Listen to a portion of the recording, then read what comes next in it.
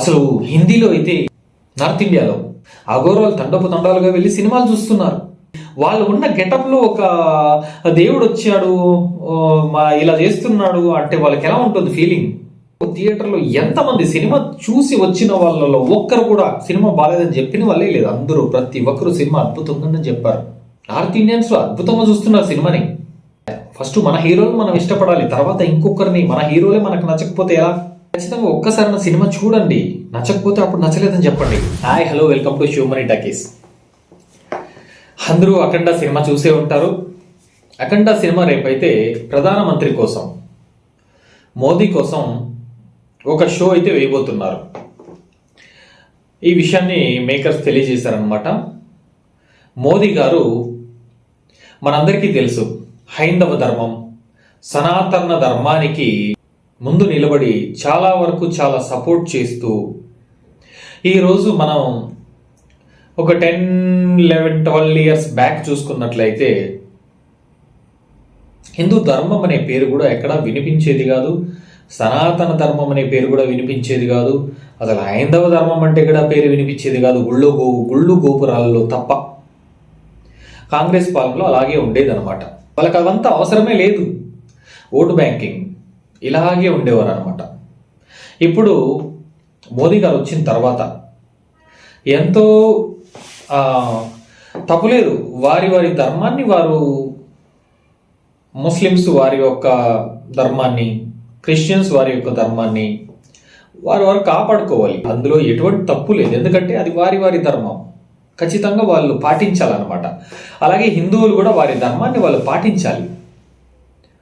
అంతకు తప్ప ఇంకో ధర్మాన్ని తక్కువ చేసి ఇంకో ధర్మాన్ని ఎక్కువ చేయమని ఎవరు అనరు. ప్రతి ఒక్కరూ ఫస్ట్ వారిది చూసుకొని తర్వాత నెక్స్ట్ ఇంకొకరి గురించి ఆలోచించాలి. ఆ విధంగా చూసుకున్నట్లయితే మన సినిమాలు కూడా కావచ్చు, ఈ ధర్మానికి, మన సనాతన ధర్మం, హైందూ ధర్మం గురించి సినిమాలు వచ్చాయి ఒక టైంలో. ఎన్టీఆర్ కాలం నాటి సీజన్లో అయితే అలాంటి సినిమాలకు చాలా ప్రాముఖ్యత ఉండేది.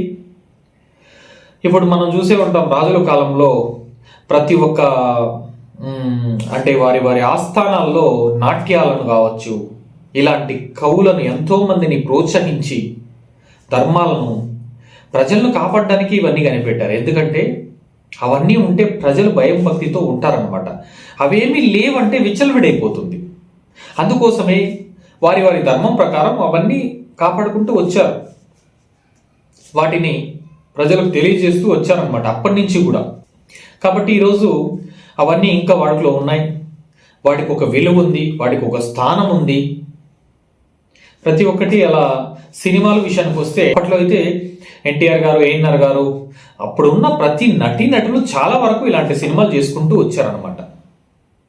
అప్పుడున్న నటీనటులను వదిలేస్తే ప్రజెంట్ జనరేషన్లో ఇలాంటి సినిమాలకు ఎక్కువ ప్రాముఖ్యత ఇచ్చిన హీరో ఎవరైనా ఉన్నారంటే అది వన్ అండ్ ఓన్లీ బాలకృష్ణ గారు మాత్రమే. ఎన్నో సినిమాలు, శ్రీకృష్ణార్జున యుద్ధం అంట, శ్రీరామరాజ్యం అంట, ఇలాంటి సినిమాలు మనందరికీ తెలుసు. ఆయన చాలా సినిమాలే చేశారనమాట. చాలా మంచి ఆదరణ వచ్చింది అలాంటి సినిమాలకి. ఈరోజు ఆయన ఏ సినిమాలు చేసినా, ఏ లెజెండ్ చేసినా, లేకపోతే సింహ చేసినా, తర్వాత మళ్ళీ ఇలాంటి భక్తి చిత్రాన్ని ఒకటి చేస్తూనే ఉన్నారన్నమాట.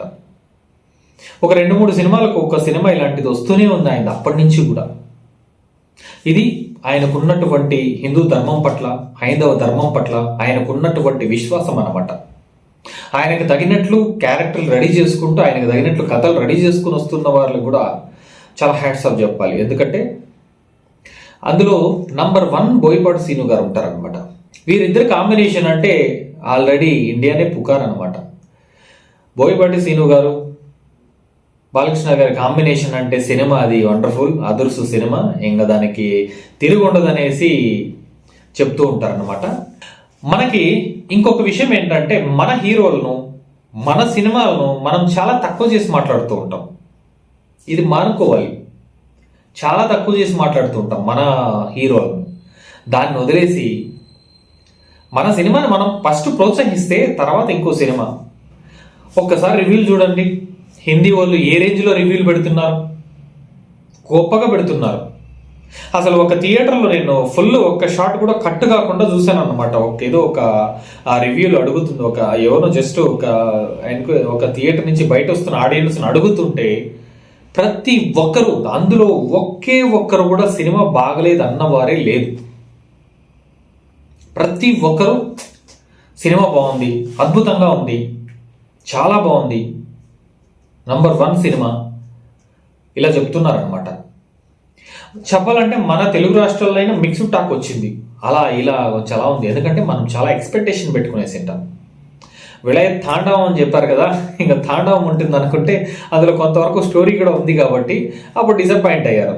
మనం ఊహించింది వేరే కదా, ఇక్కడ వేరే ఉంది, చాలా ఎక్కువ ఊహించుకున్నామే అనేటప్పుడు ఏమవుతుందంటే మన సినిమా కూడా మనకి డల్గానే అనిపిస్తుంది. కొంచెం ఏదో తక్కువ చేస్తా, కొంచెం తక్కువగానే అనిపిస్తుంది అనమాట. అలా తక్కువ అనిపించింది తప్ప సినిమా అద్భుతంగా ఉంది. సెకండ్ హాఫ్ అంటూ అద్భుతంగా ఉంది. ఎప్పుడైతే మన కుంభమేళ స్టార్ట్ అవుతుందో అప్పటి నుంచి చాలా బాగుంటుంది అనమాట. అది థియేటర్ వాళ్ళు క్వాలిటీ బాగా పెట్టాలి, 1. 2 సౌండ్ బాగా పెట్టాలి.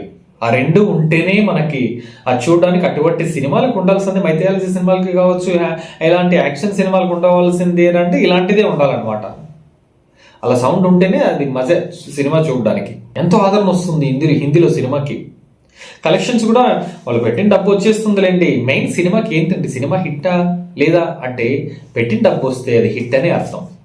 ఇంతకుముందు ఉండేది ఇన్ని రోజులు ఆడాలి, డేస్ ఆడాలని. ఇప్పుడు డేస్గా థియేటర్లు పెంచేస్తున్నారు. ఎక్కసెక్కమైన థియేటర్లు, ఒక ఊర్లో 5 థియేటర్లు ఉంటే 5కి ఇచ్చేస్తున్నారు. బిజినెస్ ఒక్కరోజు, వారం అయ్యే బిజినెస్ ఒక్క రోజులు అయిపోవాలి. ఈ విధంగా ఉంటుందన్నమాట. వారం రోజులు ఒక 5 థియేటర్లు అనుకోండి, 5 థియేటర్లు ఇచ్చేస్తే ఇంతకు ముందు అంతా ఎలా ఉండేదంటే మొత్తం సిటీలో కలిపి ఒకే ఒక థియేటర్ ఇచ్చేవాళ్ళు అనమాట. అప్పుడు 100 రోజులు ఆడేవాళ్ళు. అది 100 రోజులు. కొన్ని సిటీల్లో అయితే, కొన్ని చిన్న చిన్న టౌన్లలో అయితే అసలు ఎప్పుడో సినిమా రిలీజ్ అయిన నెలకు వచ్చేది మనకు సినిమా చూడడానికి. కానీ అప్పటికి, ఎందుకంటే అప్పుడు పైరసీ లేవు, ఎటువంటి చూడాలంటే ఒక ట్రైలర్ సాంగ్ ఎప్పుడో చిత్రలహరిలో, శుక్రవారం రోజు చిత్రలహరిలో ఒక సాంగ్ వేసేవాళ్ళు సినిమా రిలీజ్ అప్పుడు. తప్ప ఎక్కడ కానీ ట్రైలర్ కానీ టీజర్ కానీ దాని గురించి ఏది వచ్చేది కాదు. కాబట్టి నెల రోజులైనా సినిమా మనకు దగ్గర ఎప్పుడు వస్తుందో, కొంతమంది చూడాలనుకున్న వాళ్ళు దూరం వెళ్ళి చూసేసేవాళ్ళు, దొరకనే వాళ్ళు మన ఊరికి ఎప్పుడు వస్తే అప్పుడు చూద్దామని వేసేవాళ్ళు. అప్పుడు ఏ ఊర్లో అయితే పోస్టర్ పడుతుందో అప్పుడు పరిగెత్తేవాళ్ళు. హౌస్ఫుల్. అప్పుడు రిలీజ్ అయ్యి నెల అయింటుంది, అప్పుడు ఆ ఊరిలో కొత్తగా పడి ఉంటుంది, ఆ రోజు హౌస్ఫుల్గా పోతుంది సినిమా. లెక్కలేనంత కలెక్షన్స్ అలా ఉండేదన్నమాట. ఇప్పుడు ట్రెండ్ మారిపోయింది. మారిపోవడం వల్ల ఇలా ఏం చేయలేము. ఒక్క రోజులో కలెక్షన్స్ అనేవి వస్తున్నాయి. కలెక్షన్స్ అనేవి వచ్చేసిందా సినిమా హిట్ అని. పెట్టిన డబ్బు వచ్చిందా ఓకే, కొంతవరకు లాభం వచ్చిన సినిమా హిట్టే అది.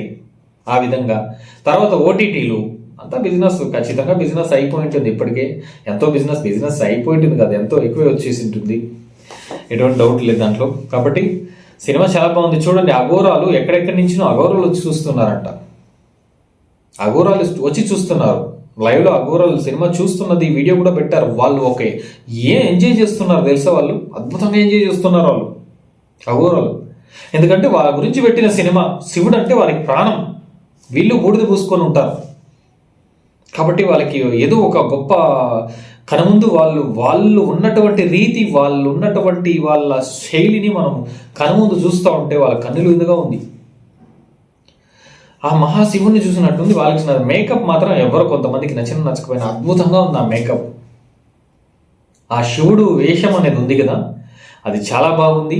కొంతమందికి మనం మామూలుగా మాస్గా చూసే బాలయ్యని అలా చూస్తే కొంతమందికి మన మైండ్, ఇప్పుడు కొత్తగా వచ్చిన ఏ హీరోనైనా ఫస్ట్ బాగుండడు, సినిమాలు చూస్తే బాగుంటాయి, తను బాగున్నాడు అనిపిస్తుపోతుంది. అదే మన మైండ్.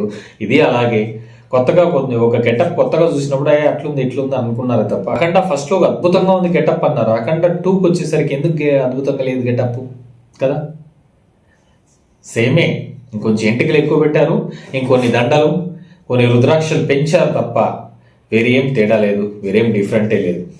కాబట్టి మన తెలుగు ప్రేక్షకులు కూడా, ఫ్యామిలీ ఆడియన్స్ అనేవారు చాలా ఇష్టపడి సినిమాలు చూస్తున్నారు. పిల్లలంటే ఇంకా చాలా ఇష్టపడి సినిమాలు చూస్తున్నారు. కాబట్టి ప్రతి ఒక్కరికి నచ్చుతుంది. దయచేసి ఎవరో చెప్పే మాటలు నమ్మకండి, ఒకసారి వెళ్ళి సినిమా చూడండి. ఎందుకంటే ఇది మన ఇండియన్ కల్చర్కి సంబంధించింది. ఒకసారి చూడాలి, ఏం చేశారో చూడాలి. నచ్చుతుందా నచ్చదా చూసిన తర్వాత తెలుస్తుంది. చూడకనే నచ్చలేదు ఉంటే ఎట్లా?